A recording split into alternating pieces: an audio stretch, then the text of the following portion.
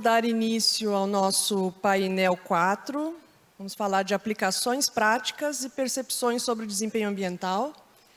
E para esse painel a gente conta com a participação das professoras Lucila Labaki, da Unicamp, a doutora Angélica Walsh, a professora Roberta Vieira, da UFMG, e a professora Roberta Cronca Milfart, da FAUSP.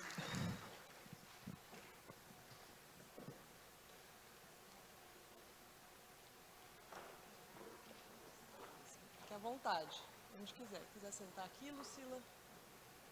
A luz está forte, né?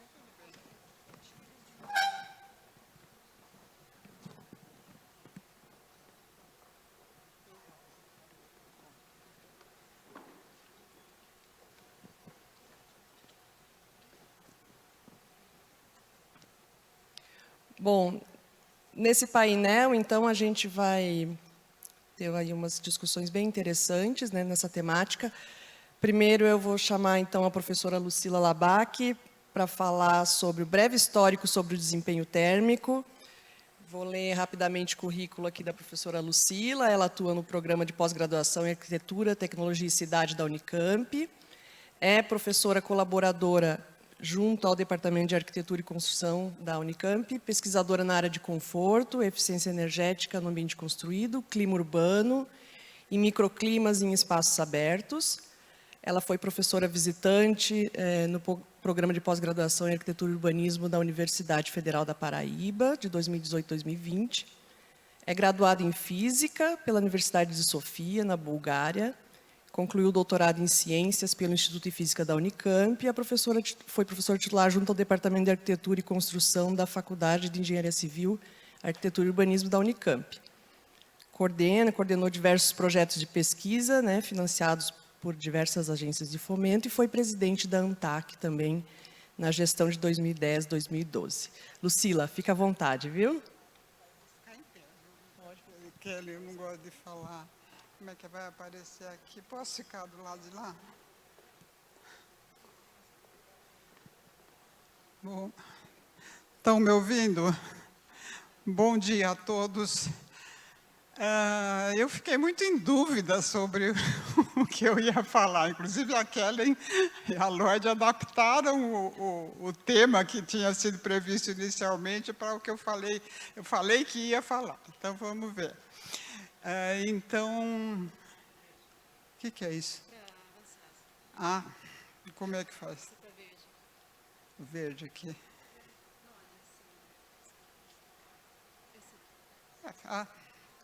Aqui é tudo verde. Então, eu me fiz a pergunta. Na verdade, a pergunta era muito na primeira pessoa do singular, de onde eu vim. Vocês viram pela minha breve biografia que a Kellen apresentou, que eu percorri uns caminhos muito cheios de zigue-zagues, né? Mas cheguei aqui, na Faculdade de Engenharia Civil, e depois virou Arquitetura da Unicamp. Acho que eu me encontrei e foi um encontro maravilhoso, né? Então, eu estou falando de mim, mas agora vamos falar do nosso grupo de conforto aqui. De onde viemos e aonde chegamos? A pergunta, quando a gente se pergunta de onde viemos, imediatamente vem, para onde vamos? Mas para onde vamos não sou eu que vou responder, o professor Roberto Lambert já respondeu ontem, eu acho. Tá? Então, eu vou ler bem lá atrás mesmo, um século atrás, quase um século atrás, com os estudos de Paulo Sá, o engenheiro Paulo Sá, do Instituto Nacional de Tecnologia. Trabalhou lá nos anos 30, foi os primeiros estudos que fez. Aí ele, dá para ver o entusiasmo dele discutindo com os colegas uma foto amarelada, amarelecida pelo tempo e tal. Eu vou ficar como... acho que fica melhor. Então, o Paulo Sá nasceu em Belo Horizonte, em 1898, foi professor em várias escolas, mas sempre no Rio de Janeiro, né? Na Politécnica da PUC, do Rio, da Escola Nacional de Engenharia e Faculdade Nacional de Arquitetura. E trabalhou na seção de indústrias de construção E esse setor do IN, do Instituto Nacional de Tecnologia, foi responsável pelo menos colaborou pela criação da ABNT, então nossa conhecida, em 1940. Mesmo ano, a metrologia vinculada ao Ministério da Indústria e Comércio, era assim que se chamava na época, e ao Instituto Nacional, colaborou também na criação do Instituto Nacional de Pesos e Medidas. Então, desculpem, está repetido. Ele trabalhou muito em ambiente escolar, entre outras coisas, e estava de acordo com o que se fazia na época, né? Ele, comparando com outros pesquisadores, então ele tem os valores aí, eu não vou ficar repetindo todos, os valores obtidos por Paulo Sá, as datas 31, e quase simultaneamente, 32 e 33, o Partridge e MacLean, são pesquisadores, acho que suponho que do Reino Unido. Aí a média, o Benjamin Alves Ribeiro era outro pesquisador do Instituto Nacional de Tecnologia, também trabalhou, fez um estudo em 39, os valores vocês podem ver aqui, e o nosso tão conhecido Michael Humphreys, olha, em 77 ele obteve esses valores muito próximos aos de Benjamin Alves Ribeiro, com uma diferença de 30 anos, né? Então, aí são alguns valores de pesquisas que foram obtidas por vários pesquisadores, eu não vou detalhar tudo aí, né? Mas observando que eles eram estudados o verão e o inverno, né? Agosto, setembro, mais setembro, verão, inverno e assim por diante. Agora, é interessante no Paulo Sá que ele tinha uma visão que está atual até hoje. O ótimo de conforto para o mesmo grau de atividade do indivíduo dependerá da maneira como se apresenta vestido. Isso ele falou em 1936, né? E olhem como mudou a resistência térmica padrão. De 1930 era 1,1, provavelmente deve ser clô, e em 1970 0,6, não sei quanto que estaria agora, mas deve ser mais ou menos isso. Então aí ele tem uma frase que é muito Michael Humphreys: no mesmo país e para o mesmo ponto, o mesmo povo, diversa será a maneira de agir quando submetido aos mesmos fatores influentes. É um português bem antigo, né? A ação dos ambientes varia tanto de país para país, de indivíduo para indivíduo, de ocasião para ocasião. O ambiente confortável para uns será inadequado para outros. É puro Humphreys, né? Aí ele trabalhava com elementos climáticos, ele não tinha um anemômetro. Então, existiam uns termômetros que eu não sei como é, depois vocês dão um Google aí, termômetro de cata seco e cata úmido, obviamente está levando em conta a presença, a umidade, a temperatura e a umidade. Aí entrou a umidade relativa e faziam questionários com os indivíduos na escala de 7 pontos. É outra coisa que ele estava bem atual, digamos assim, né? Então, nos trabalhos deles, a escala utilizada, o trabalho com observadores, a metodologia, expressam a sensação térmica do Rio de Janeiro na década de 30.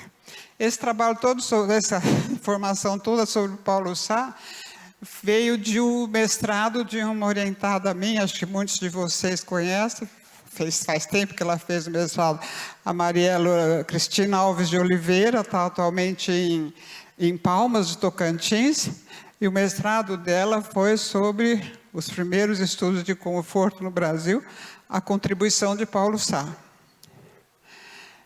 Então, essa história toda do Paulo Sá, tinha também o Benjamin Alves Ribeiro, tinha outros pesquisadores já naquela época, mas o trabalho dele tinha era mais avançado, digamos assim, ele tinha uma visão mais de longo prazo. Então, e aos poucos, depois dos anos 70, por aí, os pesquisadores foram estabelecendo métodos para delimitar as chamadas zonas de conforto. E nós estamos aqui até hoje, né, em 2023. Então, alguns dos índices que apareceram, o índice da temperatura efetiva corrigida, ele apareceu inicialmente como índice da temperatura efetiva, porque não entravam os efeitos da radiação. Aí eles mudaram, em vez de usar a temperatura do ar, usar a temperatura radiante média, por isso que se chama temperatura efetiva corrigida. Né? Mas você vê a temperatura, umidade, esse diagrama é muito conhecido. Há outros modos, talvez até mais simples, por exemplo, a carta bioclimática de OGI. Tem dois exemplos aí, um mais tradicional, da direita, o da esquerda mais detalhado, assim, mais com fins didáticos, eu imagino, mas mostra muito bem o efeito da ventilação, da radiação, a zona de conforto e como é que você amplia a zona de conforto para cima com o movimento do ar e para baixo com a radiação, né?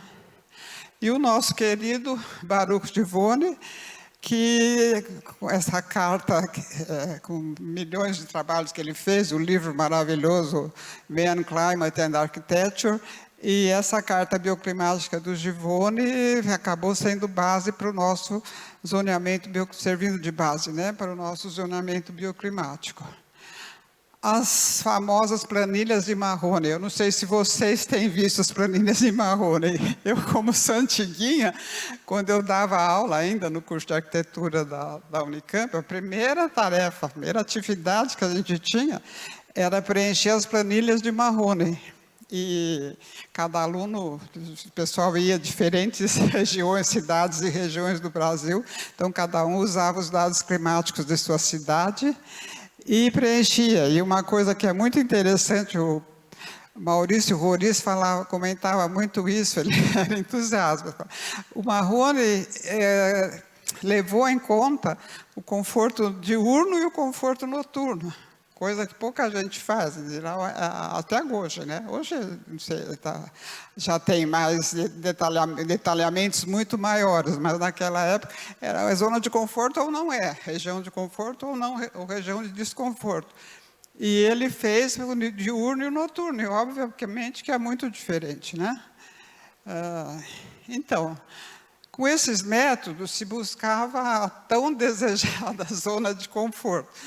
E que parâmetros? Temperatura ambientais, temperatura do ar, umidade relativa, às vezes se usava outro indicador de umidade, a velocidade do ar. Depois entrou a temperatura radiante, né? Porque é impossível não considerar os efeitos da radiação térmica. Um exemplo disso é a temperatura efetiva corrigida. Depois veio o Fanger, com o modelo PMV-PPD, que está sendo dominou o mundo, né, em muitos sentidos, entrou nas normas, entrou na internacional, na ISO, na ASHRAE, vieram as simulações que deram um novo ímpeto ao desenvolvimento das pesquisas na área de conforto mesmo, com um certo, aqui é a opinião da pessoa dos velhos tempos, eu acho que tem um certo risco da gente ficar nas simulações, tão presa aos resultados das simulações e não enxergar muito a realidade. Eu espero que vocês tenham isso sempre presente. Vou simular a realidade, o que tem onde é que eu tenho que adaptar o resultado da simulação ao que eu vejo no mundo real, né? E aí vieram as normas,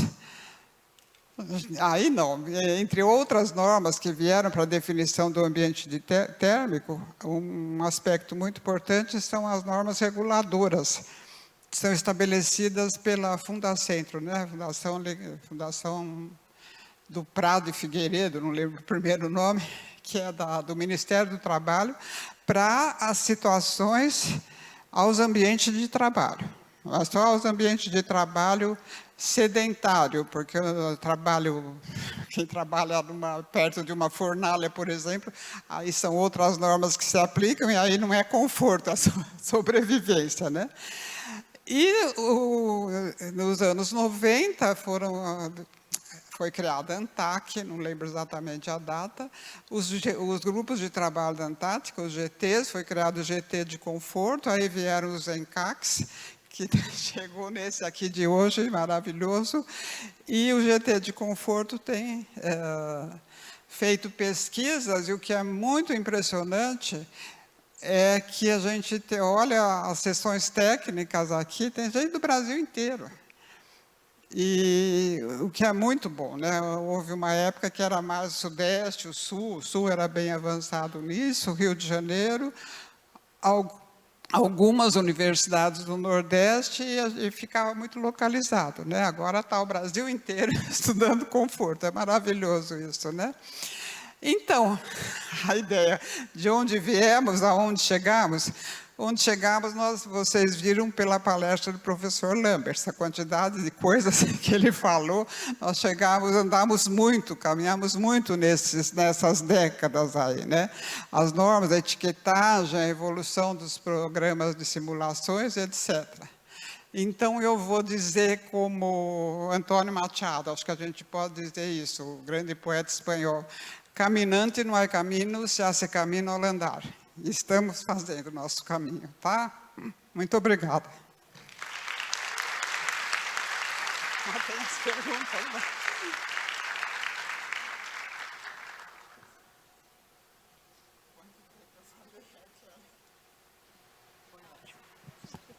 Sobrou tempo. Obrigada, Lucila. Obrigada, foi ótimo. Pode sentar, depois a gente faz o debate, as perguntas ao final, né? Ah, tá bom. Tá bom? Muito bom esse histórico todo. Marrone. Hã? Marrone, me lembra, Maurício, Marrone, muito, né? nossa. O início do Você conforto fez para mim foi comigo. marrom.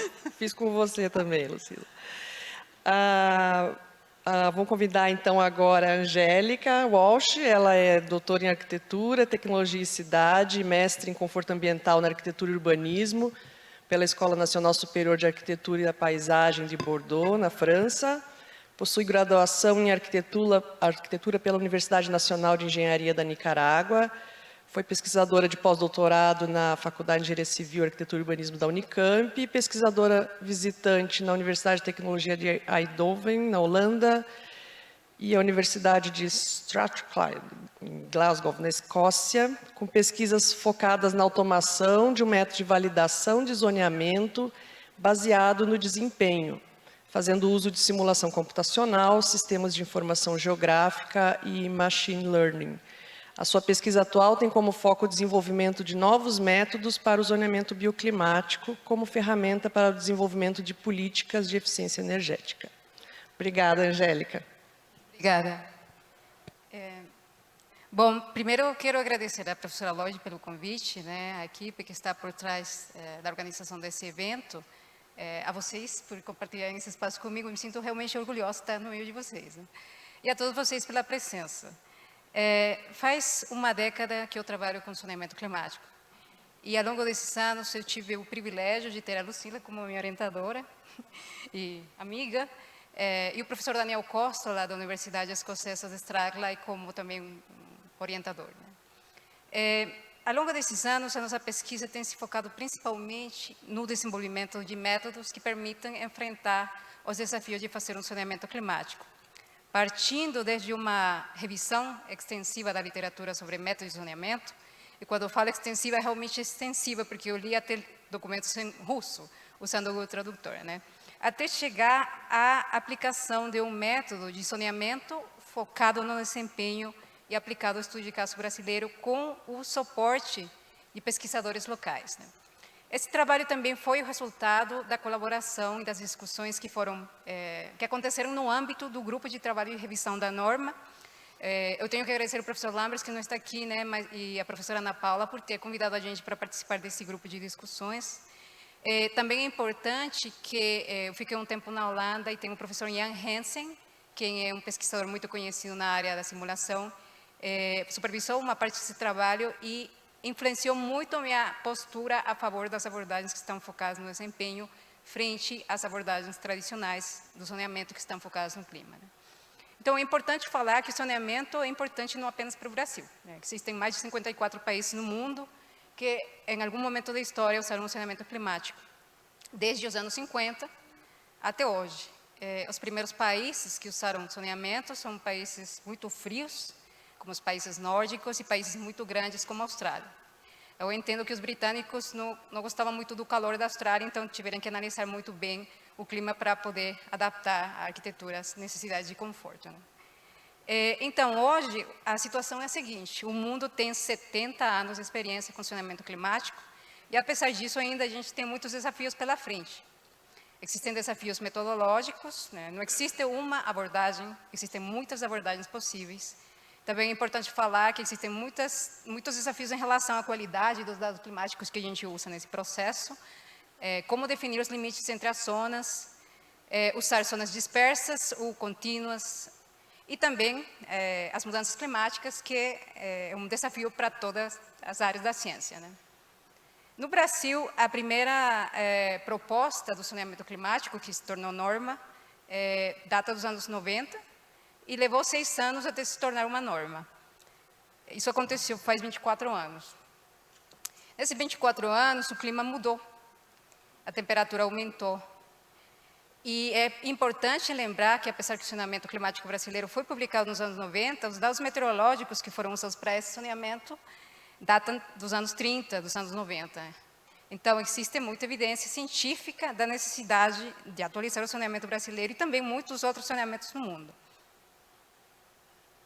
Tendo consciência dessa necessidade, o professor Roriz, quem foi o principal pesquisador nessa área, né? Infelizmente a gente perdeu o professor Roriz, mas o trabalho dele ficou e continuará sendo a nossa principal referência, né? Ele fez várias propostas de revisão no ano 2012, 2014, até chegar numa proposta de 24 zonas que foi submetida à consulta pública. E mais recentemente, no período de 2021 até 2023, teve um trabalho muito intenso no âmbito do GT, de revisão do saneamento. Eu tive o privilégio de participar desse grupo, graças ao convite, como eu falei anteriormente, do professor Lamberts. Nesse GT, teve 2 propostas que foram desenvolvidas. Tem a norma, que não é o trabalho que a gente fez, e tem o trabalho que é mais acadêmico, e que trouxe algumas contribuições à atualização da norma. No meio desses eventos, aconteceu a pandemia. E a pandemia, ela veio realmente afetar nossas vidas de muitas formas, né? Agora, em relação ao saneamento climático, existem 2 fatores que eu acredito que influenciaram muito a forma de fazer saneamento. E a primeira é a valorização da ventilação natural. Nunca antes foi tão importante valorizar a ventilação natural. Isso, em relação ao saneamento climático, veio enfatizar a importância de usar abordagens de saneamento focadas no desempenho, usando indicadores de edificações naturalmente ventiladas, né? E também existe um outro fator que influenciou muito a forma de fazer saneamento, que é o aumento do trabalho remoto e o uso de ferramentas online. Para alguns foi uma dor de cabeça, né? Mas para outros se tornou uma oportunidade para poder colaborar sem importar a ubicação geográfica das pessoas, né? Eu estava na Nicarágua na época e a gente conseguiu falar com pessoas espalhadas pelo Brasil e pelo mundo para poder tentar enfrentar algumas incertezas dessa proposta. Agora eu vou mostrar para vocês como esses 2 fatores influenciaram, do ponto de vista metodológico, o nosso trabalho. Como eu falei anteriormente, isso aqui não é a norma. Em algum momento vocês vão conhecer a norma, vão analisar o documento e provavelmente vai passar a consulta pública. Existem alguns elementos desse trabalho aqui que são compatíveis com a proposta da norma e outros que são um pouco diferentes. Esse trabalho tem 5 etapas metodológicas. Eu não vou falar de todas elas porque o tempo é curto. Eu vou focar apenas em algumas delas, né? De uma forma muito simples de falar, o que a gente fez foi agrupar 300 cidades no Brasil usando dados de simulação de edificações artificialmente condicionadas e naturalmente ventiladas. Então, o que a gente fez foi definir indicadores de desempenho para edificações artificialmente condicionadas, a carga térmica, esfriamento e aquecimento, e para edificações naturalmente ventiladas, o desconforto por calor e por frio do modelo da ASTRA, e o risco de crescimento de mofo, que é um indicador que nunca tinha sido usado antes, né? Esse indicador ele traz uma contribuição importante na separação das zonas climáticas quentes, secas e quentes e úmidas, e está relacionado também, além da qualidade do ar, com questões de saúde. Então, a gente gerou uma grande, extensa base de dados de simulação, eu não vou falar detalhes, né? Foram feitas 30 mil simulações e produziu 75 mil dados de desempenho nesse processo, e esses dados foram agrupados usando um algoritmo que usa Machine Learning, K-mean Clustering, que é uma ferramenta muito simples. Hoje eu posso falar que é muito simples, faz alguns anos eu não entendia nada sobre isso. É capaz de identificar padrões nos dados de uma forma muito inteligente. A gente está usando a máquina a nosso favor para distribuir essas cidades em grupos que têm características específicas. Então, o resultado do agrupamento de dados, de uma forma muito resumida, na verdade, porque isso aqui levou muito tempo, é ter um mapa com cidades que são classificadas em 10 grupos. Mas o zoneamento ainda não terminou, né? A gente tem que passar para uma classificação de quase 6 mil municípios que tem o Brasil. E como a gente faz isso? Eu acho importante falar que, antes disso, né, que apesar que a gente está usando uma base de dados que não abrange todos os municípios brasileiros, as principais aglomerações urbanas, elas estão bem representadas nessa base de dados. E, na hora de fazer um zoneamento climático, a gente, obviamente, tem que analisar as questões de desempenho, conforto térmico, energia, mas não podemos esquecer da concentração da população, dos fatores socioeconômicos, porque o zoneamento é um instrumento de políticas de eficiência energética que vai ter um impacto na indústria da construção, e esse impacto é influenciado, obviamente, pela concentração da população. Mas, mesmo assim, a gente tem que enfrentar esse desafio. Como que a gente faz para classificar 5.568 municípios, tendo 300 cidades, né? Então, para isso, existem várias alternativas. E a primeira, e provavelmente a mais usada, é a interpolação. A interpolação é um método que pode ser automatizado, que é matemático, muito objetivo, mas que o resultado ele não é necessariamente o ideal segundo o nosso ponto de vista, né? Quando a gente usa interpolação, a gente tem um mapa extremamente fragmentado, e muitas vezes essa fragmentação é confundida com precisão. Mas quem trabalha com dados climáticos e com interpolação sabe que o margem de erro da interpolação pode atingir até 30% dos pontos mal classificados, né? Isso significa que, se a gente usa um método de interpolação sem considerar análises adicionais, aproximadamente 2.000 municípios brasileiros estariam mal classificados. Isso é um impacto enorme, né? Existe uma outra alternativa à interpolação que também poderia ser muito criticada, que é o método participativo, que consiste em consultar as pessoas. E foi isso que a gente fez. A gente dividiu o Brasil em quadrantes, e cada um desses quadrantes foi analisado junto com pessoas que moram naquela região, usando mapas topográficos, mapas administrativos. Fizemos relatórios bem detalhados com dados climáticos, dados de desempenho. E, junto com as pessoas, analisamos cada um desses pontos. E, nesse processo, foi possível fazer praticamente 3 coisas. Primeiro, identificar anomalias nos dados, que eram produto de um arquivo climático de baixa qualidade. Validar outliers, que não eram produto de um arquivo climático de baixa qualidade, mas sim de um microclima, que podia ser influenciado, por exemplo, pela topografia, e também definir os limites das zonas climáticas, né? Então, a gente distribuiu documentos, mapas online, para poder possibilitar essa discussão com os expertos locais de cada uma dessas regiões, né? E, nesse processo, foi possível identificar aproximadamente 7% desses arquivos lá, como anômalos, dados climáticos errados. Um exemplo muito claro disso é essa cidade que fica perto de Manaus, que foi classificada numa zona extremamente quente e seca, sendo que todos os pontos que estão por perto são cidades quentes e úmidas. Não existe nenhuma explicação microclimática que justifique que Autaces fica classificada na mesma zona que Piauí. Então, analisando o arquivo climático, existiam problemas, erros nos dados. Então, a gente desconsiderou esse arquivo na hora de definir os limites das zonas climáticas. O processo de definição de zonas climáticas foi a segunda etapa, né? A gente primeiro analisou as anomalias e, na sequência, definimos limites preliminares. Esses limites foram analisados por pesquisadores que moram nessa região. Usamos a malha municipal e mapas de topografia, entre outros mapas climáticos, até chegar numa classificação um pouco mais detalhada usando a malha municipal, porque no final o que a gente está classificando são municípios, não são cidades, né? E o resultado desse trabalho não é perfeito, a gente tem muitas limitações, trabalhamos com os dados que a gente tinha, né? Mas é uma contribuição, sobretudo metodológica, nesse processo. A gente tem aqui 2 zonas frias que ficam no sul, que são as zonas que têm carga de aquecimento e esfriamento. Existe uma zona de transição entre as zonas que ficam no sul e as zonas do resto do país, que são predominantemente quentes. Tem 4 zonas que são secas, quentes e secas, e 3 zonas que são quentes e úmidas, por enquanto, né?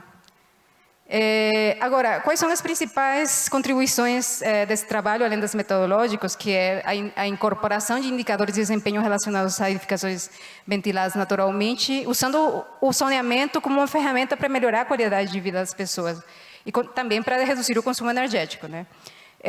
E também o processo participativo. Uma contribuição importante foi a separação das zonas quentes. No zoneamento atual, a gente critica muito a zona 8, que é uma zona muito extensa. Eu vou mostrar para vocês um exemplo dessa separação das zonas e a importância de considerar essas pequenas diferenças entre os climas quentes no Brasil, né? A gente tem aqui 4 cidades, 2 cidades que ficam no litoral, Recife e Salvador, e 2 cidades que ficam no interior do país. As 4 cidades poderiam ser perfeitamente classificadas na mesma zona climática. Precisam de ventilação natural, precisam de sombreamento, precisam de redução de carga térmica por absortância da cobertura, etc., né? Mas se a gente quiser ir além disso e analisar um pouco mais esses climas, dá para perceber que, apesar que essas 4 cidades têm uma temperatura média anual muito parecida e uma umidade relativa também muito parecida, na hora de analisar o desempenho, dá para perceber que existe uma diferença que, para mim, é significativa e uma questão também que depende de cada um, né? As cidades que foram simuladas no litoral, elas apresentaram 20% a menos de consumo energético de esfriamento e 10% a menos de conforto. 10% a menos de conforto pode ser significativo ou não, depende de vocês. Para mim, 10% de desconforto ao ano significa 36 dias a mais que eu vou precisar do ar-condicionado ou que eu vou ter uma produtividade muito baixa por conta da falta de conforto. E se a gente usa uma outra escala, por exemplo, vamos supor que algum dia eu vou chegar a ter 60 anos, 10% de 60 anos significa 6 anos da minha vida eu vou ficar passando o calor por conta de por ter desconsiderado essa importância de dividir essas zonas climáticas, né?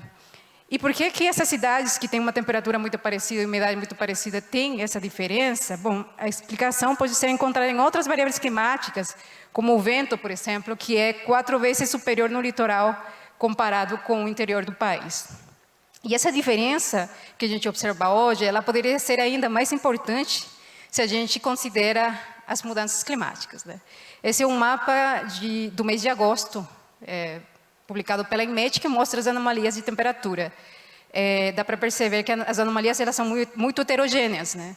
Não dá para falar que esse mapa mostra a tendência a longo prazo das mudanças climáticas, porque seria uma bobagem falar isso. Na verdade, é necessário fazer uma análise mais detalhada, mas mostra que a tendência é que essa diferença que existe entre as zonas climáticas do litoral e do interior do país cresça com o tempo. Então, a gente tem pela frente um grande desafio. As mudanças climáticas, elas não são parte do passado, mas são parte do nosso presente, né? E existe muita evidência de como esses eventos extremos aumentam a frequência, a intensidade e duração. E acontecia inicialmente nos polos, nas áreas mais afastadas do Equador, né? Mas agora está se tornando normal aqui no Brasil e também na Nicarágua. Eu sempre escutava as notícias que acontecia na Europa, a onda de calor nos Estados Unidos, mas agora é parte da nossa realidade, né? Então é importante considerar esse impacto do aquecimento global hoje, não dá para deixar isso para amanhã. Então, existem várias pesquisas que projetam as mudanças climáticas e fazem uma análise de qual seria o impacto nas zonas climáticas, né? Eu confio mais nos dados do passado, então eu trouxe para você um exemplo da ASFRAE. Essas são as zonas climáticas do Brasil usando o método de graus-dia. A gente tem em cinza a zona extremamente quente e úmida, e em branco a zona extremamente quente e seca, usando dados de 1984, do período de 3 anos anterior a 1984. Então, o que aconteceu com o tempo? Essa é uma animação que eu encontrei, eu vi numa apresentação e eu gostei, porque mostra a evolução das zonas climáticas ao longo do tempo, desde 1971 até 2019. Então, dá para perceber que, num período de 35 anos, essas zonas climáticas, elas quase triplicaram seu tamanho, né? Agora, a minha pergunta o que vai acontecer com as zonas climáticas daqui para os 10, 20, 30 anos? Né? Qual robusto é o saneamento que a gente está usando hoje frente a essas mudanças climáticas? E se vocês percebem, essa variação ao longo do tempo acontece principalmente nas zonas que são mais quentes no Brasil. As zonas que ficam no sul, elas não mudaram muito, aparentemente. Então, como conclusão dessa apresentação, eu posso falar que a pandemia, obviamente, teve um impacto muito forte nas nossas vidas, sendo principalmente negativo, mas também trouxe coisas positivas, né? Por exemplo, a valorização da ventilação natural, ela trouxe destacou a importância de incorporar indicadores de conforto no processo de saneamento climático. Também abriu novas oportunidades para colaborar com as pessoas, eliminando barreiras geográficas. Também revelou que no Brasil existem muitos profissionais dispostos a participar desse tipo de pesquisa. Eu fiquei surpresa a gente mandou um e-mail no grupo de conforto, acho que foi numa sexta-feira ou na quinta, eu não esperava a resposta de ninguém, mas todo mundo começou a responder, e aí na segunda a gente fez as discussões e foi realmente muito legal, né? As pessoas realmente querem ser parte de um saneamento que seja um pouco mais democrático. E existe também a necessidade de considerar hoje as mudanças climáticas no saneamento, né?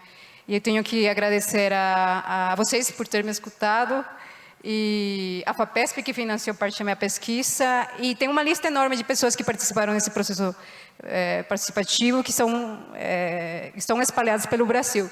De todo esse processo, acho que teve momentos muito difíceis, né? Quando a gente encontra um arquivo climático muito errado, é frustrante, né? Mas acho que a melhor parte foi poder compartilhar isso com várias pessoas de várias regiões do Brasil e observar que a gente não está sozinho nessa luta, né? Então, isso é o que eu tenho para falar para vocês. Obrigada.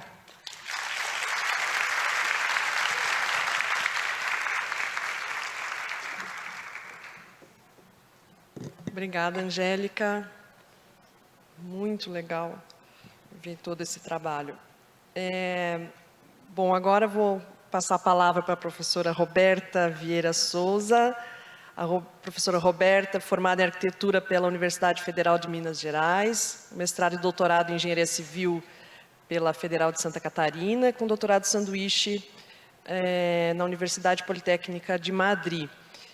É professora associada da Escola de Arquitetura da Universidade Federal de Minas Gerais desde 97, atua no curso de Arquitetura e Urbanismo e no programa de pós-graduação em Ambiente Construído e Patrimônio Sustentável. Coordenadora do Laboratório de Conforto Ambiental e Eficiência Energética da Escola de Arquitetura da UFMG, bolsista Produtividade e Desenvolvimento Tecnológico CNPq, coordenadora de projetos de pesquisa com financiamento do CNPq, FAPEMIG, Eletrobras, coordenadora da revisão da NBR 15215, de iluminação natural, junto ao Comitê Brasileiro 002 da ABNT, perita na área de iluminação pública, atua nas áreas de iluminação natural, eficiência energética em edificações, desempenho térmico, conforto térmico, benchmarking de edificações e mudanças climáticas. Consultor em sustentabilidade e eficiência energética em edificações, atuando nas áreas de etiqueta do PBE Edifica, da NBR 15575 e LEED. Bem-vinda. Obrigada, Roberta. A gente coloca esse currículo lá no Lattes, né? Para as pessoas acharem a gente... E aí, depois, quando a gente escuta, fica meio muito, né? Então, gente, quase boa tarde, né?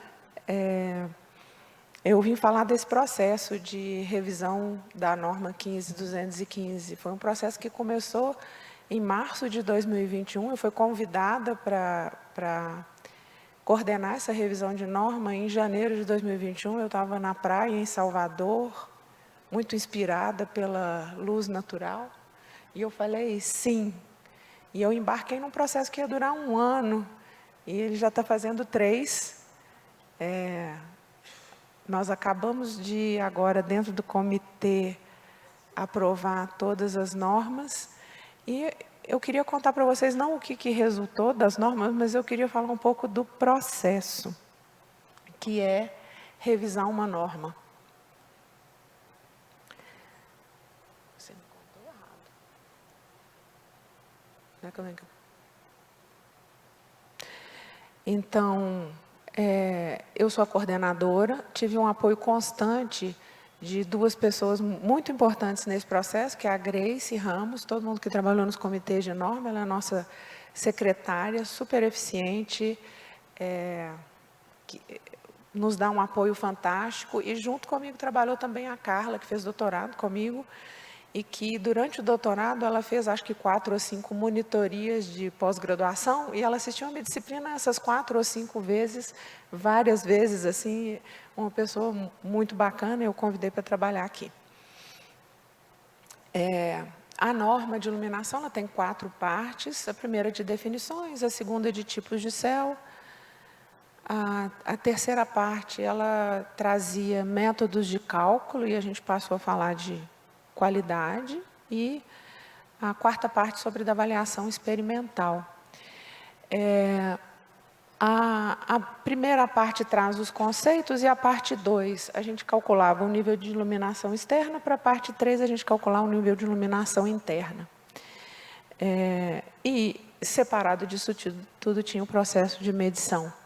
Então, na parte 1, a gente tinha os conceitos básicos, tanto conceitos do que são níveis de iluminação, iluminâncias, etc., até os componentes construtivos. A parte 2 trazia modelagem, modelos, equações para a gente calcular o nível de iluminação externa para 3 tipos de céu, bastante básicos, né? Céu claro, encoberto, intermediário. E a parte 3, ela é derivada do resultado do meu mestrado, orientado pelo Fernando Ruticai, que acabou virando essa norma, e no qual a gente desenvolveu um método gráfico. Eu acho ele lindo, porque eu desenvolvi ele no meu mestrado, tenho muito carinho por ele, mas ele é um método bastante moroso para ser calculado. E a parte 4, ela falava, então, de como medir luminâncias e iluminâncias através dos aparelhos disponíveis até então. Essa norma começou a ser gestada há mais de 20 anos atrás, foi publicada 18 anos atrás, e a gente sabe que o mundo evoluiu muito nessa etapa. Então, quando eu aceitei esse processo de revisão que ia levar 1 ano, eu falei assim, a mudança vai ser simples, mas a gente começou a ver que as normas começaram a dar filhotes, né? A gente falava assim, nossa, nós temos que introduzir mais questões. A gente se alimentou, basicamente, de normalização existente na Europa e nos Estados Unidos, né, através da CIE, a Comissão Internacional de Iluminação, através da norma europeia, né, a N17037, e de algum material disponível na IES, a Illuminating Engineering Society americana. E a gente foi ler esse material, foi entender o que tinha, e a gente queria introduzir tudo que era importante. Então, vocês veem que a gente passou a falar de coisas diferentes, não apenas de calcular nível de iluminação no plano horizontal, ou de medir nível de iluminação no plano horizontal, ou medir níveis de ofuscamento. Hoje, aqui esse slide tem um erro. As 4 normas, o nosso processo grande dentro da comissão, as 4 normas foram aprovadas para consulta pública. Nós já temos 2 publicadas, que é a norma de tipos de céu e a norma de métodos de avaliação experimental, que não são mais apenas métodos de medição. E nós temos 2 normas que estão sendo preparadas, revisadas finalmente para ir para consulta pública, que é a de conceitos e a de avaliação dos níveis de iluminação. Essa de avaliação dos níveis de iluminação está esperando a norma de zoneamento bioclimático, porque ela vai falar alguma coisa de clima, então a gente não ia publicar uma norma, sendo que dá para sair um novo zoneamento. Então ela está esperando para que as 2 normas saiam consulta pública juntas. Na parte 2, o que a gente fez foi incorporar modelagens matemáticas que já estão sendo amplamente usadas nos softwares de simulação que a gente usa e que trazem uma diversidade de céus antes não contemplados, né? Esses céus que não são nem claros, nem 100% encobertos. A gente usa essa modelagem mais complexa graças também ao desenvolvimento de arquivos climáticos, né? E a gente pode fazer modelagens bastante mais precisas. Na parte de luz natural, a gente teve uma evolução muito grande dos tipos de análises que a gente podia ter. Primeiro, nós saímos de um método que era ponto no tempo, né? A gente passou muitos anos avaliando um dia, 1 hora para um tipo de céu e fazendo várias simulações e depois tentando entender o que era a qualidade do ambiente para fazer avaliações dinâmicas baseadas no clima, no qual a gente podia pensar num ambiente ao longo do ano e numa área de atendimento. A gente seguiu o processo iniciado pelo professor Fernando na norma 15575, que se baseou bastante na norma europeia, que traz 2 níveis de iluminação, uma iluminação mínima e uma alvo. E a gente adaptou os níveis de iluminância propostos pela norma europeia para artigos da Liza Hershong e alguns outros, falando que a gente precisava de um pouquinho menos do que os 300 lux para garantir qualidade. Nós fizemos testes em casos reais, então a gente mudou a norma. E aí eu queria contar um pouco desse processo, que é a gente se alimentar de normas estrangeiras, mas a gente fazer essas adaptações para o Brasil e a gente trabalhar dentro de um processo de norma brasileiro. Quando eu saindo do meu mestrado bem fresquinha, o Fernando me chamou para participar do comitê de norma lá em 2005, e a gente teve um comitê de norma, na minha lembrança, talvez o Fernando possa me corrigir, que era basicamente acadêmico. A gente estava colocando regras da academia para a academia, então a gente teve uma discussão muito centrada na academia. Graças à norma de desempenho que introduziu as questões de luz natural, né, a norma 15575, quando a gente foi revisar a 15215, a gente não tinha mais só a academia nesse processo de produção de norma. A gente tinha a indústria através da Abvidro, da Associação Brasileira de Esquadrias, a gente tinha o mercado da construção civil, as construtoras, através da Abrainc, da Cebic, e a gente tinha também a academia. E esse processo de discussão, então, ele passou a ser mais amplo e a gente precisou discutir efetivamente como atender às várias demandas, né? Em como a gente iria transitar com esses vários setores e como é que cada item da norma impactava diretamente nas decisões desses setores.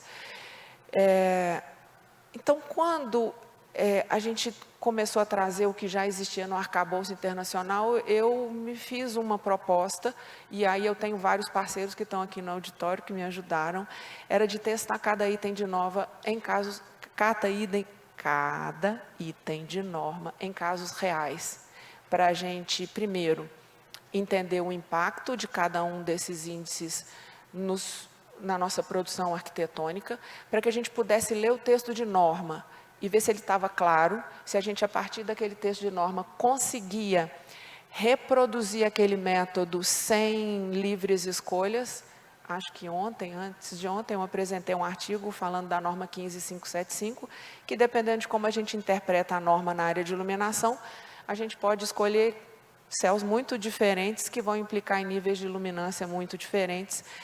E eu sei que a gente não está livre de errar, provavelmente vão haver interpretações diferentes, mas a gente queria ao máximo que houvessem menos formas de interpretar que pudessem gerar margens, né, de insegurança no mercado. Então, eu estava coordenando a norma sem uma equipe muito grande, então eu chamei os voluntários, né? Os voluntários que eram meus alunos de disciplina, meus mestrandos e doutorandos que estavam fazendo outras coisas, eu falei assim, aqui estou precisando de ajuda. E fui colocando todo mundo dentro do comitê. Tem aqui também a Ana Carolina da Ares, que pegou os projetos lá da Ares e testou, e a gente foi levando discussões muito bacanas, e outros membros da academia trouxeram e fizeram várias análises, né? E isso permitiu que a gente colocasse no mercado uma norma que não apenas tivesse ainda métodos gráficos, mas que tivesse uma possibilidade de aplicação também de todos os dispositivos normativos em simulações computacionais. Não sei quem aqui mexe com a norma de desempenho na área de iluminação, mas o método que a norma 15575 pede para a gente aplicar é um método gráfico, mas ninguém usa ele. Todo mundo usa simulação computacional. E a gente não podia revisar um projeto de norma em 2020 e querer que as pessoas usassem métodos gráficos. O método gráfico está lá, quem quiser usa, mas a gente foi buscar os programas computacionais que permitiam a gente aplicar esses métodos gráficos. E foi procurar também programas que fossem freeware, que fossem livres. Algumas vezes a gente achou, outras vezes os programas livres não têm a capacidade que tem os programas pagos, mas a maioria dos programas que a gente usou são programas que pelo menos têm licenças educacionais, né? E a gente foi testar cada um desses dispositivos, a gente foi ler. Então, eu queria dizer que esse processo de norma, a gente às vezes recebe uma norma nova e a gente fala assim, pô, isso aqui foi imposto. Eu queria dizer que não. O processo ele teve uma participação ampla da sociedade. Muita gente leu aquele texto, muita gente discutiu aquele texto, muita gente discutiu aqueles valores. E esse é um processo muito bonito. Eu não digo que a norma não vai ter falhas, é por isso que ela tem que ser revisada de tempos em tempos, mas a gente fez um grande esforço nesse sentido, né? A questão das vistas, que foi introduzida, também como a questão do ofuscamento e do ciclo circadiano, que a gente fez questão de introduzir, apesar das métricas para a luz natural ainda não estarem definidas, são questões também que trazem para mim um prazer muito grande, porque eu acho que a gente sai daquele número determinístico um pouco engenheiro, né, de eu tenho que atender esse nível de iluminação, mas a gente começa a falar na norma também de fruição, de prazer. E aí eu trouxe aí, né, Rio de Janeiro, Baía da Guanabara. O que é que eu quero de uma vista, né? Eu trabalho no Labicom, o nosso laboratório a gente chama de bate-caverna, né, Leonora? Muito carinhosamente, porque a gente trabalha no subsolo. E eu sempre tive uma vista que dá para o muro. E na hora que eu vi esses dispositivos, eu falei assim, agora eu posso falar para a universidade que a minha vista é horrível e que eu sou menos feliz porque eu tenho critérios e métodos, né? E eu acho que essa foi uma evolução muito grande das normas. As normas começam a falar mais, especialmente na área de iluminação, dos aspectos humanos. E a gente foi testar lá na Escola de Arquitetura essas vistas e vimos que existem salas que têm melhor qualidade, que têm pior qualidade. Esse é um artigo que vai ser apresentado agora de tarde, 2h30, pela Isabelle, aluna de graduação, que nos ajudou a desbravar esse mundo da norma. Não vou ficar falando muito dos métodos, né? Na área de ofuscamento, também trabalhando com o professor Fernando, ele sempre foi buscar lá o ofuscamento, mas eram processos muito difíceis da gente analisar, porque a gente tinha que analisar um ponto, uma direção de visão, e agora a gente tem alguns métodos que permitem a gente avaliar de uma forma muito mais dinâmica o ofuscamento. Então, a gente tem os parâmetros, a forma de medir os índices de ofuscamento, mas a gente tem software que ajuda a gente a fazer um processamento rápido e entender que determinadas vistas, determinadas posições vão gerar incômodo nas pessoas e muito rapidamente ajudar as pessoas a saber se elas precisam tomar alguma decisão. Uma outra parte que entrou na nossa norma foi a questão da insolação nos climas frios. E aí eu fiquei assim, poxa, insolação não é iluminação. Eu sempre brigo com meus alunos, falando assim, separa as coisas, né? Luz e sol, o sol é da parte de térmica. Mas se a gente não colocasse a insolação na área na norma de iluminação, ela não ia ter lugar. E na época da pandemia, eu pelo menos sofri com a falta de sol no meu apartamento. No inverno, no meu apartamento, o único lugar que tinha sol era a área de serviço. Então, eu pegava um banquinho e ia ler um livro naquela hora em que tinha sol no inverno, porque o meu apartamento no inverno ficou muito frio. E eu falei assim, a gente tem que abordar isso. Além do que, o número de horas de sol já era abordado anteriormente no selo azul da Caixa, que proíbe que existam janelas voltadas para sul nos imóveis que querem o selo azul. E eu falava assim, mas por que a janela para sul está sendo demonizada? Né? E eles não conseguem explicar por quê. Eu imagino porque a janela para sul é fria no inverno, mas eu acho que a norma europeia trouxe para a gente um parâmetro mais objetivo, falando que a gente tem que ter pelo menos um ambiente com sol, pelo menos 1 hora por dia no inverno. Então, a gente colocou esses dispositivos e colocamos que ele era importante nos climas frios, aqui nos climas do Brasil que tem inverno, que não são todos. E a gente foi buscar uma forma de simular. E aí, de novo, um aluno de graduação, ele foi lá fazer uma programação em Ladybug, porque o programa, ele fala que a gente precisa de ter 1 hora de sol a 1,20 m no centro da janela, e eu falava assim, como é que calcula isso? Não tinha software pronto. Mas a gente descobriu que era possível fazer uma programação para fazer isso de uma forma dinâmica. Então, hoje, dentro da norma, tem esse adendo da área de insolação.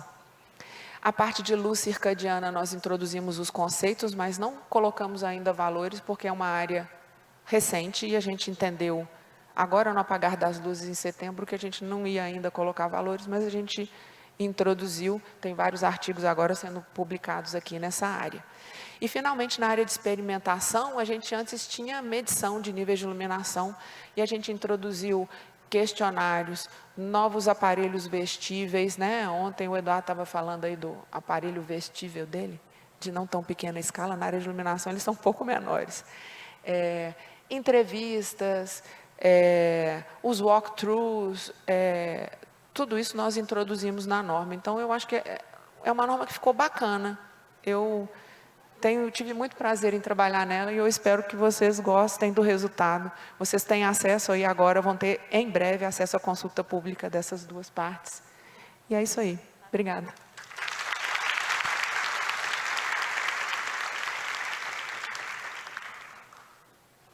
Obrigada, Roberta. Parabéns pelo trabalho junto à norma aí. Agora eu chamo a outra professora Roberta Concra-Milfar, professora titular da Faculdade de Arquitetura e Urbanismo da Universidade de São Paulo, bolsista produtividade do CNPq, vice-coordenadora científica do Núcleo de Apoio da Pesquisa USP Cidades, possui graduação em Arquitetura e Urbanismo pela FAUSP, mestrado em Energia no Programa Interunidades de Pós-Graduação em Energia da USP e doutorado em Estruturas Ambientais Urbanas pela FAUSP. É coordenadora do Convênio Internacional FAUSP, Universidade de Nottingham, além de desenvolver pesquisas com várias instituições internacionais. Tem experiência na área de tecnologia da arquitetura e urbanismo, na subárea de conforto ambiental, atuando principalmente nas áreas de sustentabilidade e ergonomia. E é coautora do livro Towards Green Campus Operations, Energy, Climate and Sustainable Development Initiatives at Universities. Nossa, gastei todo o meu inglês aqui. E autora do livro Repensando a Ergonomia do Edifício ao Espaço Urbano, da editora GEM, de 2022, que a gente vai sortear 3 unidades. Sortearemos 3 unidades entre os participantes. Obrigada, Roberta. Imagina. Agradecimento imensamente a oportunidade de estar aqui, particularmente, né, a organização do ENCAC, na figura da professora Aloy, de todos os envolvidos, E a ideia aqui com vocês é compartilhar um pouco das nossas dúvidas, dos nossos questionamentos e como temos conduzido a pesquisa na área de ergonomia. Eu acho que a grande pergunta é, por que esquecendo da ergonomia? Né? Historicamente, quando a gente olha, a ergonomia fazia parte principalmente dos cursos de arquitetura, mas hoje não existe mais essa obrigatoriedade. E isso é muito complexo. Durante a pandemia, eu tive a oportunidade de participar de um grupo da USP que resolveu reunir todas as unidades que tinham a disciplina de ergonomia e, para minha surpresa, mas era imaginável, abordagens completamente diferentes. Curso de medicina, saúde pública, curso de letras, de psicologia e, na verdade, qual é o papel da ergonomia no curso de arquitetura? Como podemos utilizá-la para ajudar a construirmos ambientes, o ambiente construído melhor? O que a gente pode fazer? É uma abordagem complexa. Eu acho que nesses dias de evento nós pudemos observar. Está dando para ouvir? Deu? A questão relacionada, né, ora detalhar, ora olhar de um foco um pouco maior, as diferentes abordagens, quando eu calculo, quando eu olho a percepção, é muito complexo olhar para o ambiente construído. Mas nós temos encarado essa tarefa, vejo em todos esses anos, olhando a questão do conforto, e é muito importante entender o papel de tudo isso para nós fazermos cidades melhores e com desempenho melhor. É claro que quando a gente olha nessa loucura do tempo, na questão relacionada com os aspectos, com todos os problemas, eu acho que ficou muito claro em todas as apresentações, quando a gente fala da questão da saúde, a questão da mudança climática, a questão das normas, do zoneamento, né? O quanto tudo é dinâmico, o quanto tudo muda e o quanto a gente tem que desenvolver, tem que resolver os mesmos problemas do ambiente construído e ainda mais com essas variáveis. Quer dizer, vai tudo sempre complicando e a gente tem que resolver todos esses aspectos. Então, é muito importante entender esse cenário e na verdade, nos colocarmos, né? No sentido que cada aspecto que é feito, cada parte da pesquisa que é colocada, cada contribuição nossa é no sentido de conseguirmos melhorar essas questões. Quando a gente fala de ergonomia, a primeira coisa que vem à nossa cabeça é o tamanho. Será que cabe? A questão da dimensão, a questão antropométrica, mas não é só isso.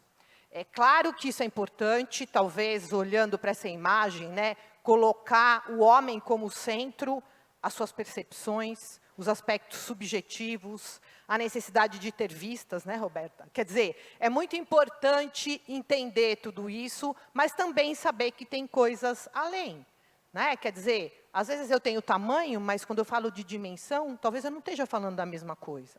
Existem aspectos ambientais que interagem para aquilo estar confortável ou não. Existem aspectos culturais que também acabam influenciando. E aspectos psicológicos. E como lidar com tudo isso, né? Como tratar essas questões, aspectos que são quantificáveis, aspectos muitas vezes só qualificáveis, a questão da percepção do usuário. É claro que tem coisas que são aspectos que são muito subjetivos, né? Falar que aquilo é agradável ou não, aquilo é o belo ou não, está confortável ou não está. Talvez nós tenhamos algumas coisas no nosso default, mas é importante entender que trabalhar com a percepção do ser humano, a nossa percepção, não é algo tão simples assim.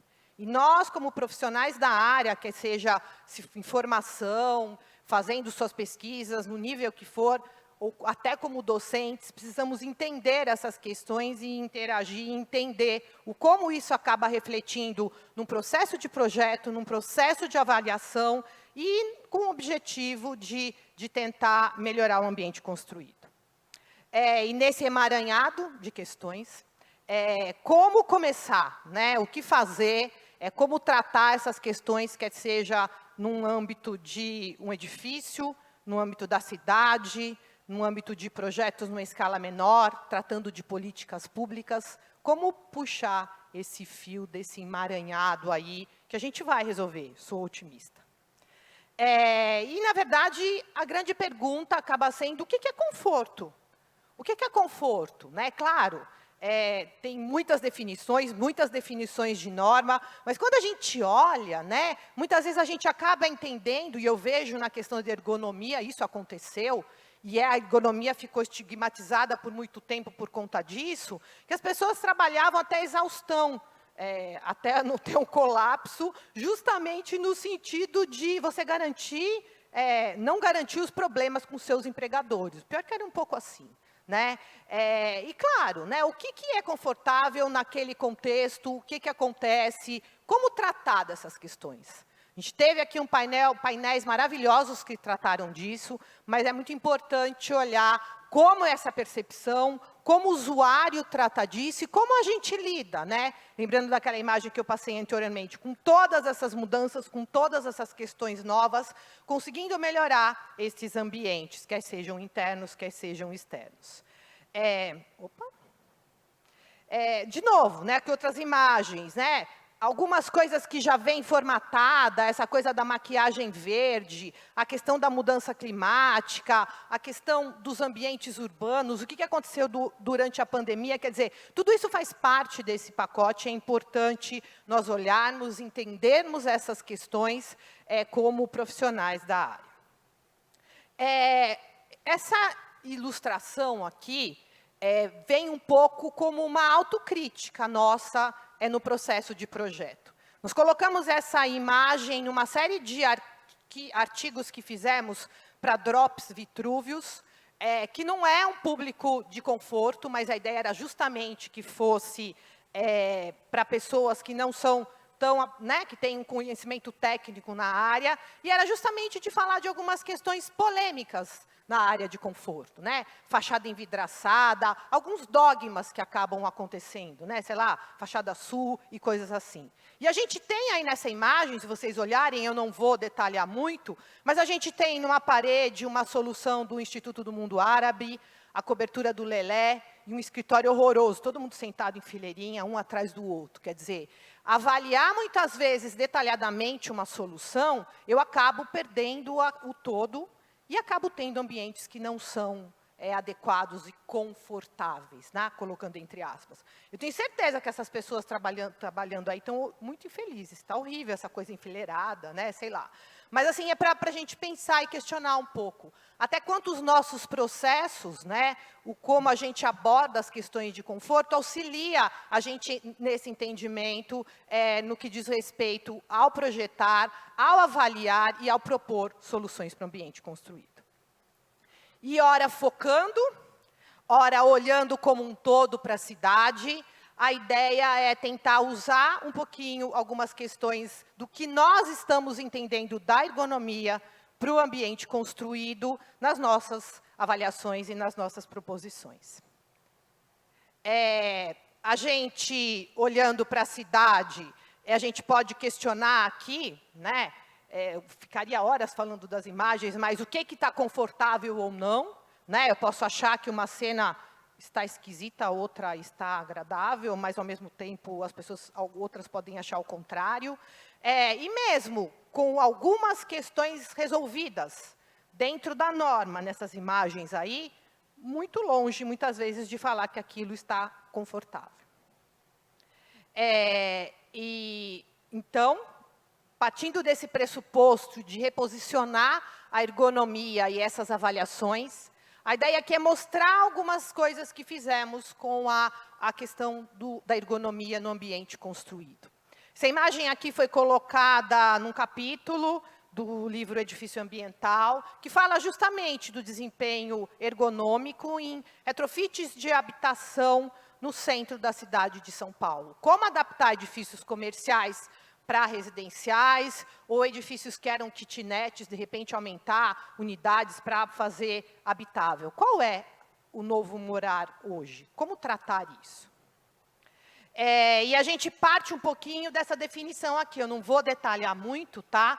Mas o que seria, então, essa ergonomia, né, que trabalha com aspectos físicos, ambientais, culturais e psicológicos? É justamente esse estudo dessas interações, ações e influências mútuas entre o ser humano e o espaço através de interfaces recíprocas. E a gente vai começar falando do Copan, né? Não só pelo fato de ser um edifício emblemático do modernismo da cidade de São Paulo, de um arquiteto carioca que fez questão de fazer esse edifício aqui, de duas escolas muito diferentes, né? A carioca muito pautada na questão que veio, né, com a sua origem na Belas Artes, a questão da forma, uma força muito grande nessa manifestação, e a Escola Modernista de São Paulo, que veio da Escola de Engenharia, que teve um desenvolvimento muito atrelado aos sistemas construtivos, aos processos construtivos, e teve, na época do Copan, a região onde tinha os edifícios mais altos no mundo. Mas por que a gente quis avaliar o Copan, né? Não só pelo esse contexto histórico, essa importância, mas também pela forma com que ele chega na cidade, como ele celebra o térreo e, na verdade, olha para essa vida urbana, algo que eu diria que as nossas cidades estão tão esquecidas e tão sofridas quando a gente fala de urbanidade, de olhar para a cidade. Aqui só para lembrar, né, essa questão do entorno que eu tenho ali, como que eu chego nessa edificação. E a avaliação que foi feita, não vou detalhar aqui como a gente fez isso, mas justamente a gente procura avaliar aspectos quantitativos, então aqui no caso a questão, né, de térmica, a questão de acústica, a questão de iluminação natural, a questão de artificial, seja com medição, seja com simulação, avaliar as questões de acessibilidade e de uso do mobiliário que tem ali, avaliar o que acontece dentro dessas unidades, quer dizer, é só para moradia? A pessoa trabalha? Como que foi adaptada a unidade, né? E entender, dentro daquele contexto, né, se há uma unidade que está voltada para a fachada que tem os brises, ou que tem o cobogó, e entender com os moradores como que é a adaptação que acontece ali, como que ele utiliza as questões que facilitam, por exemplo, a ventilação, o uso da iluminação natural. Existe alguma dificuldade, por exemplo, com aquele brise e coisas assim, mas para exemplificar. Aqui, por exemplo, né, um dispositivo para facilitar a minha ventilação que não é acessado. Esse aluno dessa foto aí é super alto, né? Como que eu vou usar isso? Quer dizer, eu estou dando aqui um exemplo, no caso de um edifício existente, mas que são algumas das análises que a gente faz. A questão relacionada com a ventilação natural, ela é recomendada, mas, no caso, ela não pode ser acionada por conta do layout e a solução que foi colocada ali. Então, as preocupações é um edifício, né? Então, mostrando um pouco, na verdade, a ideia não é detalhar tanto assim como a gente fez isso, mas elencar alguns aspectos importantes do projeto, né? O quanto as soluções ainda são atuais, não só pela inserção urbana, mas pelo morar atual, e o quanto o edifício, todas as unidades, eu não mostrei aqui, tá? Os tipos de unidades foram avaliados ainda, né, na verdade, mostram a possibilidade de flexibilidade, adaptação dessas moradias, e se mostram muito mais adequadas do que muitas né, unidades novas que a gente vê hoje. Então, aprendendo muito com os edifícios dessa época. Mudando um pouquinho de ângulo, olhando um pouquinho agora no contexto do ambiente urbano, a gente também tem realizado pesquisas que falam da questão qualitativa, quantitativa, até da percepção do usuário no ambiente urbano. E a ideia é justamente tentar investigar e tentar inverter essa pirâmide aí, em que o carro é a grande vedete das nossas cidades e fazer cidades mais atrativas, mais caminháveis, com mais urbanidade para as pessoas que a utilizam. A gente tem trabalhado em várias escalas, a ideia aqui não é detalhar os resultados, mas sim o como a gente tem feito isso, né? tanto na macroescala, falando do município, olhando para políticas públicas, entendendo mais, no caso da cidade de São Paulo, quer seja olhando o bairro, nesse exemplo que foi colocado aqui, a gente escolheu justamente falar aqui de Higienópolis, e quer seja olhando o desenho da rua, entendendo o que acontece ali naquela rua, e propondo desenhos melhores para soluções que a gente acabou pesquisando. No caso desse índice de conforto ergonômico do pedestre, o trabalho vai ser detalhado hoje à tarde, é uma pesquisa de doutorado da Paula Albala, e, na verdade, a ideia era avaliar não só a questão ergonômica de atratividade, de acessibilidade, de fruição, de segurança pública ou de seguridade mesmo, né, o medo de eu ser atropelado, mas também compor isso com o índice de conforto térmico e de conforto acústico. Isso foi avaliado em várias regiões de São Paulo, esse trabalho tem desdobramentos, mas o quanto nos chamou a atenção a importância de avaliar diferentes áreas, entender o quanto áreas que talvez nós até achássemos que estavam adequadas ainda não estão, e o que eu vejo que é o principal nesse trabalho, propor cenários. Cenários para o que pode acontecer com mudanças importantes que talvez a municipalidade possa adotar, ou até, por exemplo, num cenário do que foi dito aqui, de mudança climática, com esse aquecimento, o que vai acontecer em regiões que são extremamente desconfortáveis, como agir nesses casos. Aqui só para mostrar, então, como esse índice é composto. Então, tem um índice de caminhabilidade e conforto, que é o índice global, mas, na verdade, ele também trata da parte do conforto térmico, do conforto acústico e a questão do conforto ergonômico. Um outro aspecto que a gente trabalhou aqui, agora olhando, esses trabalhos estão interligados, tá? A ideia aqui não é detalhar muito, depois, se for o caso, a gente até explica para vocês. É a questão do usuário idoso, né? A questão do envelhecimento ativo e o meio urbano servindo para esse aspecto. Foi feito um questionário muito extenso aqui nesse bairro, vários trechos, né, várias diferenças que foram notadas, e, claro, idosos e adultos, e isso foi comparado no sentido de entender algumas diretrizes. Eu confesso para vocês que, no início, quando a gente escolheu esse bairro, nós falamos, nossa, vai estar tudo maravilhoso, vai estar tudo legal, né? O que a gente vai estar extraindo de resultado? E não foi assim. Tem muitas coisas ainda por melhorar, muitas coisas por fazer aqui na área. Não vou detalhar os resultados, mas para vocês terem uma ideia. Então, assim, nós avaliamos as ruas, várias questões, eu trouxe aqui o que foi avaliado, mas, por exemplo, quanto à percepção. Apesar de muitos idosos entenderem a importância da segurança no caminhar, e isso ser um fator preponderante para ele escolher o seu percurso, eles não percebem o risco de atropelamento, apesar de áreas que têm muito risco de atropelamento. Então, assim, o problema que é isso em algumas regiões, tá? Vou passar, não vou detalhar muito aqui, não. Então, aqui um trecho, só de exemplo, eu peguei esse aqui, que é do metrô para cá, tá? Que muita gente está fazendo esse trecho hoje, mas foi quase o bairro inteiro que foi detalhado. Aqui o que a gente levantou, né? Não só o uso, mas o tipo da via, na verdade, eu estou falando da calçada, tá? O lado direito, o lado esquerdo, que tipo de piso que eu tenho ali, se é cerâmico, se é escorregadio, tudo, tá? Se tem buraco, uso, comercial, residencial. Eu vou passar porque se tem travessia, o tempo da travessia do semáforo. Se tem lixeira, se tem buraco, tudo isso, tá? E a gente tem ali, eu também não vou detalhar agora, mas confrontando as respostas, né, a esses questionários entre mulheres adultas, mulheres idosas, homem adulto e homem idoso. Bom? A gente pode reforçar que todas as conclusões do trabalho estão alinhadas com a guia das cidades amigas das pessoas idosas da OMS.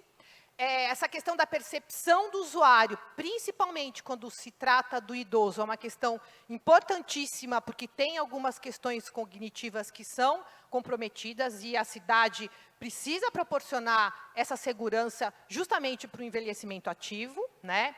E essas questões de caminhabilidade, a questão da avaliação da ergonomia, andam muito junto nas questões desses trabalhos. Vamos lá. Aqui também, na verdade, eu trouxe aqui mais para mostrar alguns critérios que foram trazidos também no estudo da ergonomia, olhando para a caminhabilidade. É só para falar aqui que a caminhabilidade é um termo em construção, muito longe a minha pretensão aqui de falar, mas entender, sim, que tem várias questões que podem ser trabalhadas aqui, como a questão da segurança viária que sempre aparece, a qualidade da calçada, a seguridade, a questão do uso do solo, amenidades urbanas, atratividade e fruição, limpeza, conservação, estética, mobilidade, conectividade e acessibilidade. A gente pegou esses critérios da ilustração passada e colocou isso, né? Junto com algumas variáveis físicas importantes, como a via, a travessia, a calçada, né, a questão do espaçamento, da questão do espaço público, a questão da segurança, da quadra e várias questões. O curioso aqui, a gente pegou duas regiões próximas que têm características distintas. A gente pegou, quem conhece aqui em São Paulo, a Barra Funda e Francisco Matarazzo, que são duas zonas contíguas, vias arteriais e vias coletoras.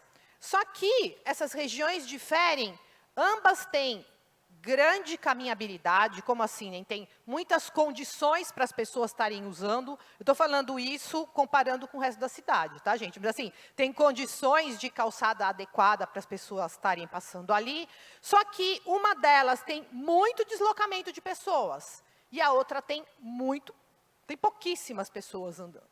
Então, a ideia era justamente comparar o que acontece ali com aspectos quantitativos e qualitativos. Isso aqui foi feito na pandemia, então nós não conversamos, não entrevistamos as pessoas. Nós apenas fizemos observações de como era o comportamento das pessoas. Então, aqui foram elencados algumas... A gente usou o termo que a gente ainda não achou um nome melhor. Quem, por favor, tiver alguma sugestão, nos avisa, mas que são streetscapes, que seriam corte, síntese, sei lá como que a gente vai traduzir isso, que não é necessariamente um corte, mas é um corte que sintetiza tudo que tem de importante naquele trecho, de ruim ou de bom, tá?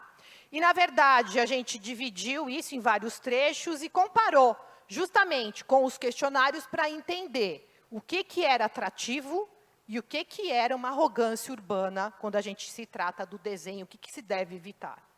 Não vou detalhar, o que é redondinho aí é qualitativo e o que é quadradinho foi quantitativo, tá? Mas tem diferença, por exemplo, que a gente fala nas vias arteriais, o que mais importa para o pedestre é a questão da segurança na travessia, a qualidade da calçada e a questão dos equipamentos públicos.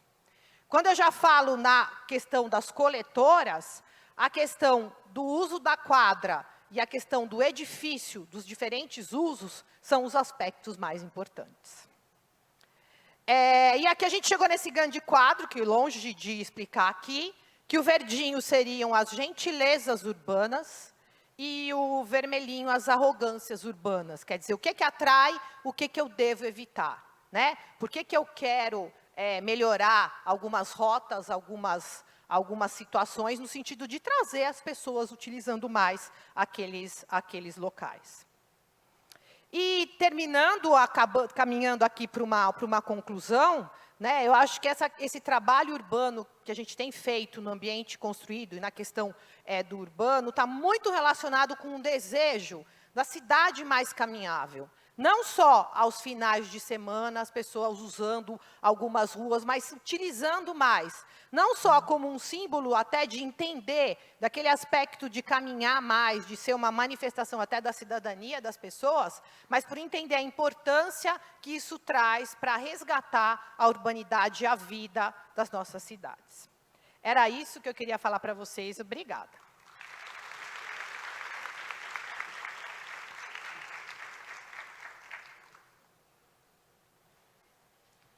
Obrigada, Roberta.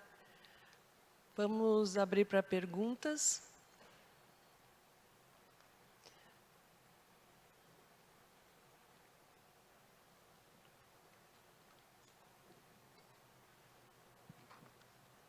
Bom, eu tenho duas perguntinhas bem rápidas, né? Não vou falar, fundamentar nem nada.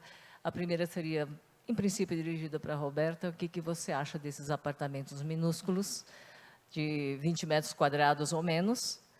Existe um limite para isso? Eu quero a sua opinião sobre isso. E uma que pode ser estendida também para desculpa, não esqueci o nome da sua colega do lado. Angélica? Não. A Roberta também? Roberta. Roberto da de iluminação, Roberto da ergonomia. Vocês duas aí, o que vocês acham dos banheiros sem janela? Olha, bom, eu vou começar. Aliás, gente, é um privilégio, hein? Um encaque com um painel com um monte de duas Robertas, é um verdadeiro, mas vamos lá, ó. Assim, eu acho que a gente já teve na história, a gente tem até edifícios, olhando a cidade de São Paulo, tem o Santa Josefa, o São Vito, que tinha unidades menores, que não eram para moradia, né? O que a gente está assistindo hoje é uma especulação absurda para uma solução que não foi para uma habitação de interesse social. Você tem usos que nem para habitação e é muito complicado você morar num espaço assim, não é o morar. Principalmente porque eu vejo que aconteceram muitas mudanças na pandemia, as pessoas estão mudando a forma de morar, o trabalhar junto à moradia, eu acho muito complexo. E essa coisa do banheiro sem ventilação é horrível, né? Assim, não tem nem o que falar, é insalubre, né? Apesar de ter outras maneiras de estar resolvendo isso, eu acho que é insalubre, sei lá. Quer falar alguma coisa? A norma atual de iluminação, a norma de desempenho atual, ela fala que nós temos que avaliar para nível mínimo os ambientes de permanência prolongada. Mas se você tiver interesse em ter um desempenho intermediário, superior, aí você vai analisar os banheiros, os corredores, as garagens. E nós fizemos um questionário há 2 ou 3 anos atrás, nós devemos publicar ele em breve, assim eu espero, perguntando para as pessoas que ambientes da sua casa eram bem iluminados, mal iluminados, como era o entorno, e assim, a gente teve uma frequência gigantesca de banheiros mal iluminados, de corredores mal iluminados,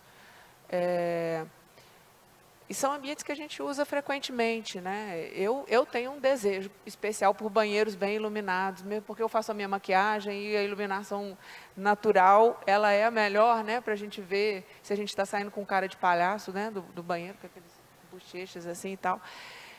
Mas, realmente, eu acho que esse entendimento que a gente tem na norma de que ambiente é importante ou não, eu acho que todos os ambientes em que a gente usa, né, no dia a dia, são importantes. Mas as normas priorizam. Eu acho que aí a gente também tem que ter o esforço de cada projeto, né, que é um esforço individual de tentar garantir essas condições. Mas eu adoro banheiros bem iluminados. Obrigada.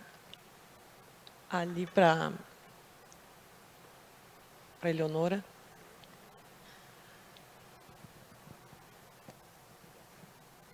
Eu queria só retomar um pouco da fala da Lucila, quando a Lucila colocou uma questão que eu acho muito importante, que é o problema da simulação versus a realidade.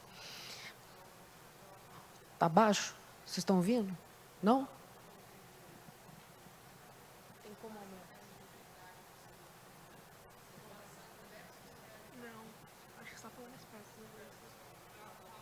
Vocês estão ouvindo agora? Só engolir no microfone aqui, mas vamos. É o problema, Lucila, que você levantou, que é a questão da simulação e da realidade. Mas eu acho que, além disso, também tem assim, o nosso olhar, o despertar do nosso olhar para essas questões da realidade. Então, eu queria debater um pouco, inclusive com a Angélica, essa questão, né? A Angélica mostrou ali desenvolvimentos, né, pequenos filmes muito interessantes, onde a ASHRAE, por exemplo, mostra um eventual aumento de temperatura, blá, blá, blá. E, cruzando isso com o caso brasileiro, na hora que você vê, por exemplo, os estudos que foram mais recentemente publicados pelos geógrafos do Brasil, e usando, inclusive, né, a série das normais climatológicas mais recentes, eu vi isso aqui, inclusive, na própria colocação do Lamberts ontem, dizendo assim, o sul do Brasil não vai ter problema, porque não vai ter tanta alteração de temperatura. Curitiba, então, está numa situação maravilhosa. Não é bem assim, porque na hora que você olha os estudos dos geógrafos, eles mostram claramente que a região sul do Brasil, inclusive, incluindo São Paulo e o sul de Minas Gerais, é uma região que tem uma tendência muito grande de aumento da umidade, de aumento de eventos extremos pluviométricos. E eu penso que a gente tem que olhar para esses estudos desses geógrafos, porque o problema do desempenho dos edifícios não é só com relação à temperatura, é só com relação à temperatura para a ASHRAE, que trabalha com ar-condicionado. Né? Então, o problema de umidade, as nossas cidades não estão preparadas para isso, e os nossos edifícios muito menos.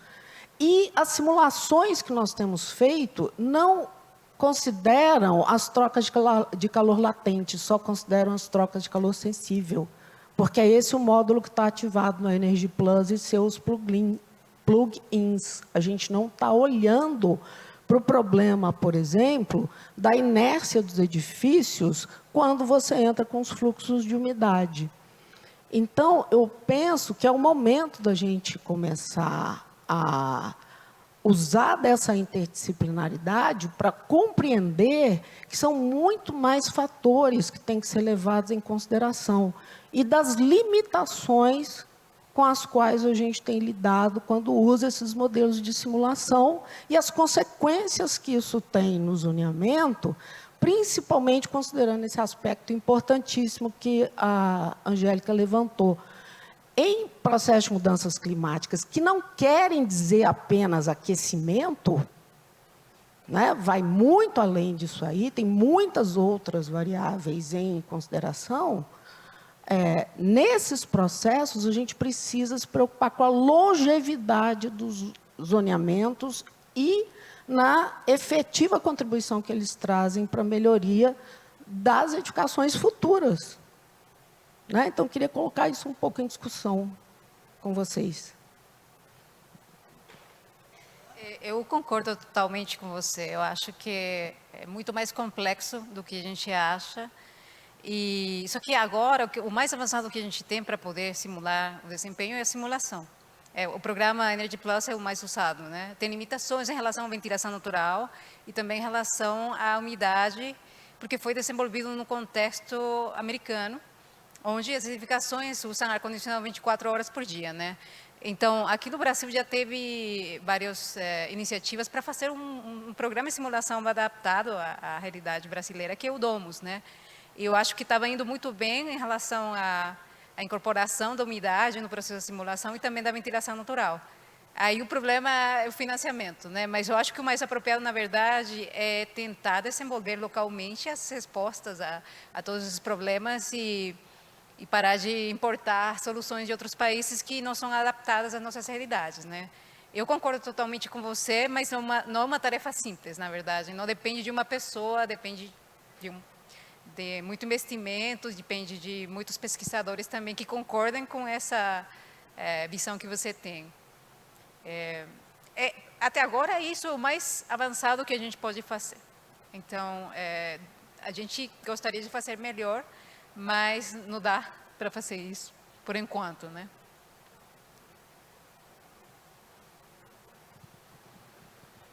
Obrigada. Obrigada, professora Leonora.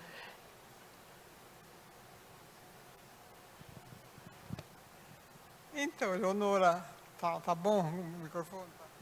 É isso que eu falei, né? Acho importante a gente pensar muito, nós somos muitos professores aqui. Inclusive, os doutores que a gente está formando, muitos deles querem ir para a academia. E é onde eles mais se encontram realmente.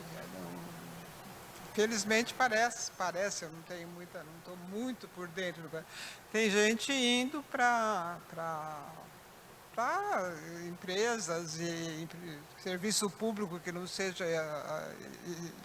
dar aula, né, e fazer pesquisa, mas acho que a nossa área, não é só a nossa área, mas a nossa área tem um poder assim de despertar as pessoas para a pesquisa. E tem milhares de aspectos, de visões que você pode adotar. para ver para onde vai caminhar essa pesquisa. Eu estou sempre com o caminhar, né? Mas eu acho que me preocupa ver muitos estudantes sentados diante da tela de um computador e simulando, e não são capazes de olhar pela janela e ver como é que estão se sentindo as pessoas lá fora, entende? Ou as pessoas do ambiente que ela está, em um outro ambiente que não tem ar-condicionado. Então, enxergar a simulação é importantíssima, mas as pessoas têm que olhar a realidade, sabe, meio que paralelamente, não sei se é paralelamente, mas não paralelamente, porque aí as realidades não se encontram, mas tem que olhar as duas de maneira que elas se encontrem, tá? Meio estou divagando aqui. Muito bom. Pessoal, pelo horário, eu vou encerrar aqui a sessão de perguntas. Desculpa, não dá mais oportunidades. A discussão está muito bacana, mas tenho certeza que as professoras estão à disposição aí, né, para conversas. E agradeço, enfim, palmas para ela.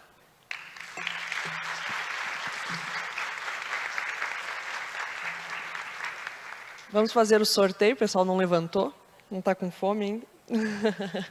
Fazer o sorteio do livro, 3 livros, Repensando a Ergonomia, do Edifício ao Espaço Urbano, da professora Roberta Consentino Cronca.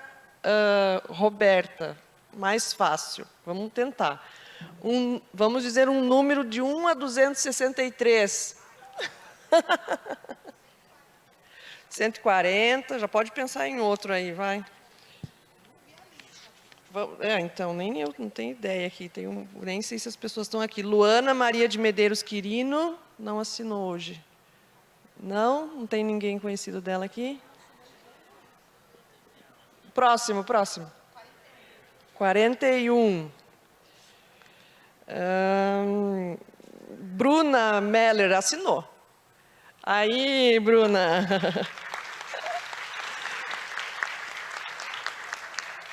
O próximo, 10. Amanda Knopp. Está aí também. E o último, 200. Também assinou. Pauline Vaz Rocha. Muito bem. Para os interessados, Roberta quer falar aí? Que tiver interesse em comprar o livro. Na verdade, a editora gerou esse cupom de desconto para quem quiser, até o dia 15 de novembro, esse cupom que está aqui, tá? Quem quiser, tira uma foto, daí tem que usar até o dia 15, tá bom? Depois daí não vale mais, tá? Obrigada, gente.